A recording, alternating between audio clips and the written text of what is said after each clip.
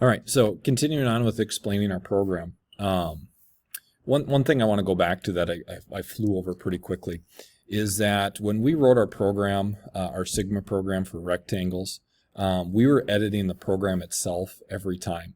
And I streamlined this a little bit by telling us we're going to put f of x into y1. And I know I challenged some of you, and I'm not sure if anybody came up with a better program than what we originally wrote from Sigma, because it was possible. But notice a big part of this is this calculates our change of x for us, which our Sigma program didn't do. So that allows the program to run itself without you having to edit it every single time. So then that's where in here we're going to take a plus our change of x times I. Remember, I is being counted up here in this for command. And in this first one, it's going from 0 to n, counting by n's. So that's going to put 0 in for I, and it's going to put n in for I, which is the last one, and we get those two. Now what we do is for each time it puts a value in for I, it stores it as t. It adds t to the running sum. So the sum started at 0, so it's going to add in the first term. It's going to store that as the new sum. It's going to add in the last term. It's going to store that as the new sum, and then we're done with the coefficient of 1. Now next, we're going to do the coefficients of 4. If we take a look back at our Sigma rule here, we have coefficients of 4. Now where do they happen? They happen at the second position at x sub 1, okay, which is our second position. And then every other from there on out. So I wrote the program so that when we count for the coefficients of 4, it starts at x sub 1, okay, it starts at 1, and it goes to n minus 1, which is the second to last. Remember, we said the pattern ends with 2, 4, 1. There's a 4 in the second, not the last term, but the second to last term, and we're counting by 2's. So then what we're going to do is we're going to substitute in those values of I, and it's going to make that x sub I turn out exactly what we want. It's going to substitute in. Then we take 4 times that y value, add it to the previous sum, and it's going to do that over and over again until we've reached the second to last term, and it's going to end. So at this point, we've added all the coefficients of 1, the first and the last term. We've added all the coefficients of 4 into the sum, so all we have left is the coefficients for 2. And those happen starting at x sub 2 and goes every other until the third from the last term, which is n minus 2. So that's why I say we're going to count by, we're going to use i's, we're going to count, here I am, starting with the second I value, x sub 2, we're going to count to the third from last, so n minus 2, we're going to count by 2's. We're going to substitute in those into our function, we're going to multiply it by 2 and add it to the old sum. Finally, we've reached the end, so we've now added up everything in the parentheses with coefficients 1, 4, and 2. Now we have to multiply by the change of x over 3, so our change of x is c. And we divide that by 3. I'm going to store that as m for, that's our multiplication factor. We take the multiplication factor of our change of x over 3 times the sum that we have, store it as our new sum, display it as our sum, and we've got it. So our calculator is doing a lot here, but when we write this one time, it's going to work for all times.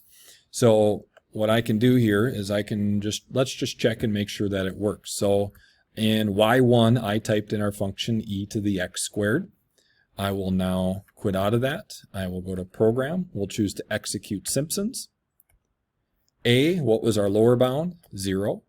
B, what was our upper bound? 1. We were using 10 rectangles, so n is 10. And I hit enter, and it does it for us. And that's the same answer that we had before. I just rounded it to 1.463 when we did it by hand. So it matches up perfectly. So we feel really good about this. Really, really good. So let's do a new one. Let's go from 0 to 1 of the natural log of 1 plus e to the x dx. Now I said find this to 6 decimal places. Now 6 decimal places is holding it to a level of accuracy which has a certain error. And in the previous video, I showed you what that error formula was, and we found the error in the previous problem that we did. Now, we could use this error formula to figure out how many intervals that we have to use. We'd have to take the fourth derivative of our new function, the natural log of 1 plus e to the x. We could find that fourth derivative. We could find an upper bound for that fourth derivative on that. Then we could substitute in our k. We could substitute in our b and our a. We could substitute in the error that we want, and then we can solve that for n.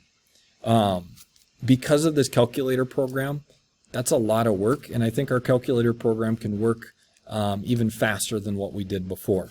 So what we'll do on this one is we'll put this into y1.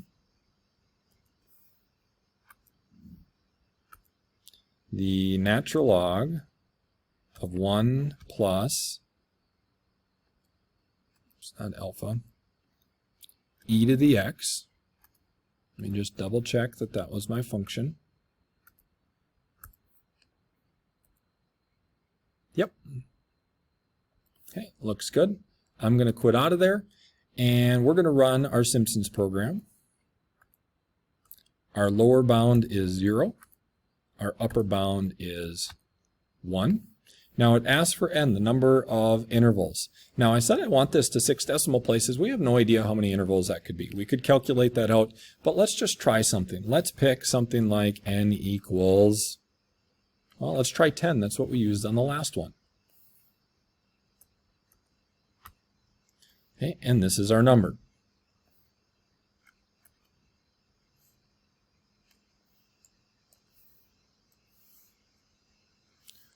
Well, how good is this number? Well, let's try some more intervals. Let's jump up to, I don't know, 12? Let's try 12. So I'm going to run my program again. I'm just going to hit enter, 0, 1, 12. And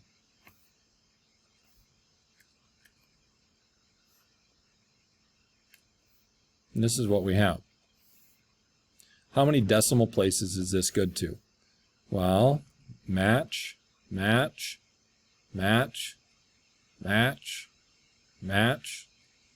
Okay, that's 1, 2, 3, 4, 5. They don't match on the 6th. However, if you look a little bit more carefully, they really do.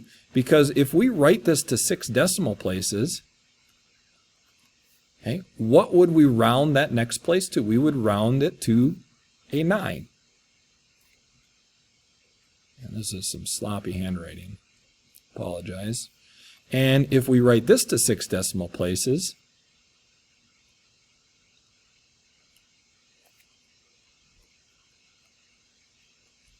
where do we round this one to? Well, this would round down to 9, and they still match to 6 decimal places. Okay. So this is approximately 0.983819, and we got it in as few as 12 intervals to 6 decimal places. Now think back to some of the problems that we did before where we were using rectangles, right? And let's just see what would happen if we did our rectangle formula. Remember, our rectangle formula is that our error is equal to change of x times f of b minus f of a. Okay. Now our error, if we're going to go 6 decimal places, 6 decimal places is what? 1, 2, 3, 4, 5, 6.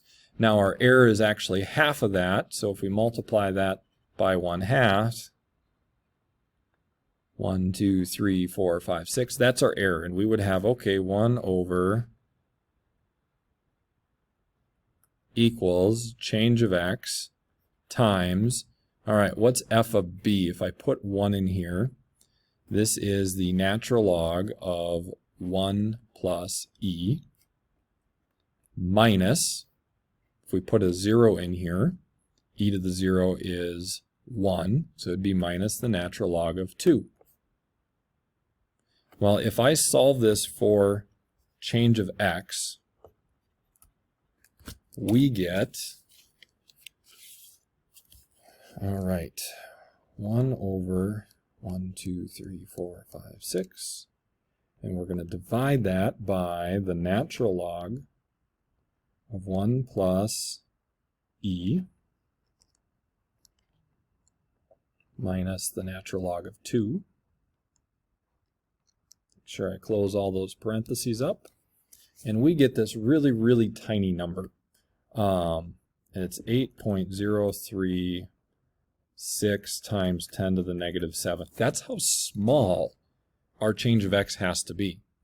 Now remember that change of x equals b minus a over n. So b minus a in this one is just 1 over n.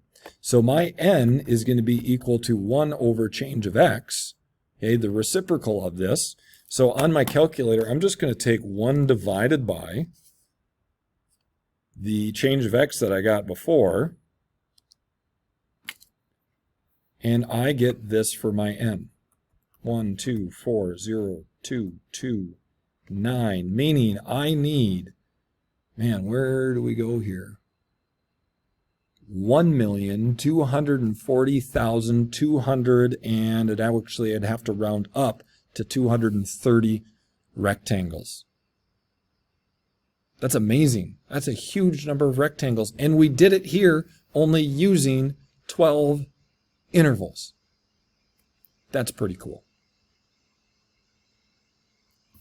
Well, I think that actually wraps up this video. Have some fun using our program, get that thing plugged in, see what the power of parabolas can do for you.